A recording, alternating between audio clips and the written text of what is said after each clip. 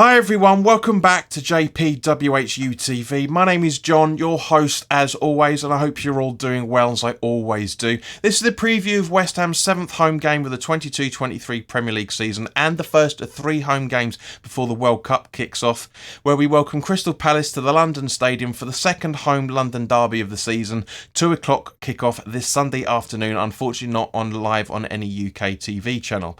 As always, this video is sponsored by the channel sponsor, 3retro.com.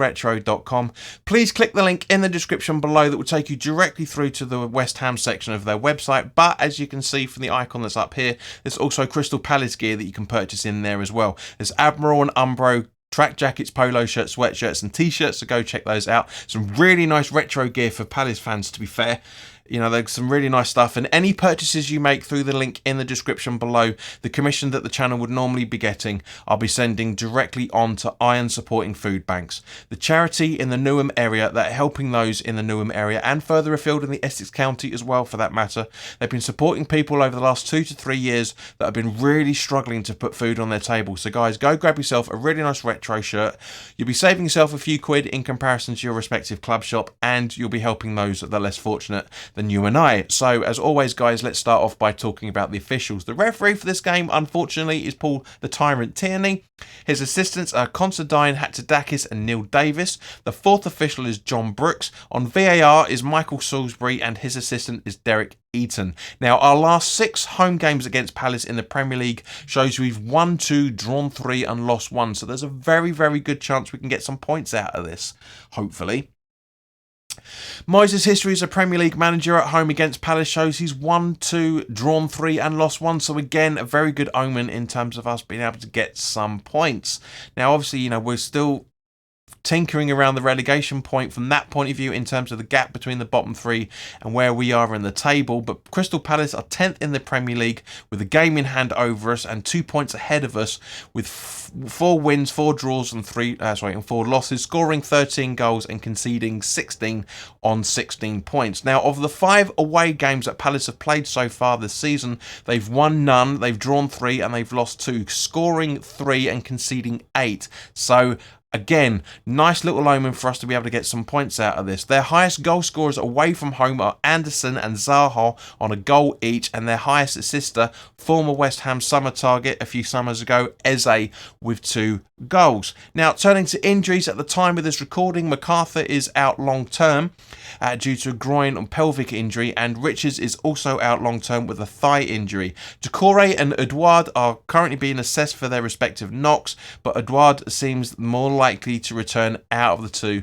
for this fixture. Now, players to look out for, guys, pick a number, seriously. Eze, Zaha, Ward, WHU, Milivojevic, I think you pronounce it, Schlarp, Mateta. You know, it's just, they are very, very difficult side to play against. Ward and Anderson are the strongest in the air, and Anderson and Guaita have been getting some high ratings in terms of research as well, for that matter. You know, Vieira is managing them unbelievably well. When he came in under, when he took over from Roy Hodgson, towards the middle part of last season, he got them playing some very, very good football, and so far they've kept on doing that. But Vieira has used the 5-4-1 and the 4-3-3 in all away games so far this season, at least in the Premier League. Now, Palace's style of play, as you know, is taking long shots, using long balls, attacking down the left, consistent 11 and playing with aggression, but they are weak at keeping possession, defending against skillful players and avoiding fouls in dangerous areas, and are very weak at protecting the lead. Now, there's a very, very good chance that this is going to go to a 4-3-3 formation from Patrick Vieira. I wouldn't be at all surprised at that, and as a result of it, the formation that I like to say, the 5-3-2 or the 3-5-2, depending on which way you want to look at it, is the absolute pinnacle of a formation to try and exploit the gaps of a 4-3-3. Now, for those Patreons that are watching, it's fantastic to have you on board. We are now going to turn over to the Patreon exclusive content section, where we talk about the tactics and the formation that we could be seeing. Now, turning to the West Ham side of things now, in terms of injuries, first and foremost, it looks like Aguerd is not going to be good enough, according to Moyes. It doesn't say he's ready yet. He might be on the bench, but I can't see him being in the starting 11. The game seems to be a little bit too early, I should say, for Cornet and Paqueta. But obviously, going into a bit more detail about the Steaua Bucharest game last night. A less than depleted starting 11 for West Ham than I originally expected. A lot of us expected. And we went out and absolutely smashed it 3-0. Thank you to everybody that subscribed to the channel during the watch long to get us to 2192. So we're just 8 away from 2200 subscribers. So guys, if you're enjoying the channel, please, if you haven't already done so, please do like, share and subscribe. If you are subscribing, make sure you put your notification bell onto all settings so you know when new content is going up, and also when we're going live as well. Because we don't think the audience for the watch long seems to be getting smaller and smaller for some reason. I'm not sure why. Everybody enjoys them, so I don't understand it, but it is what it is. But in terms of the Steaua Bucharest game, I do think Scarles and Mubama are competition for Benrahma and Antonio respectively for the future. I really, really do. As I said during the watch long, let's not get carried away by them, but we have to keep an eye on them, and I'm really, really hoping we can get to see them in the Blackburn Rovers League Cup game that's coming up very, very soon as well, and that preview will be going out very soon as well, so keep an eye out for that. Now, of course, the part of this video now is where I talk about, well, the starting 11 I hope that David Moyes is going to put out. I don't think he will in any shape or form. There might be a few changes here and there. I mean, obviously Fabianski is not a very good rating not a very good chance of starting for this game by the looks of it, so we may have Areola in goal, but other than that, this is the starting 11 that I'm hoping we will put out against Palace in a 3-5-2, 5-3-2 that I think can cause them some real problems.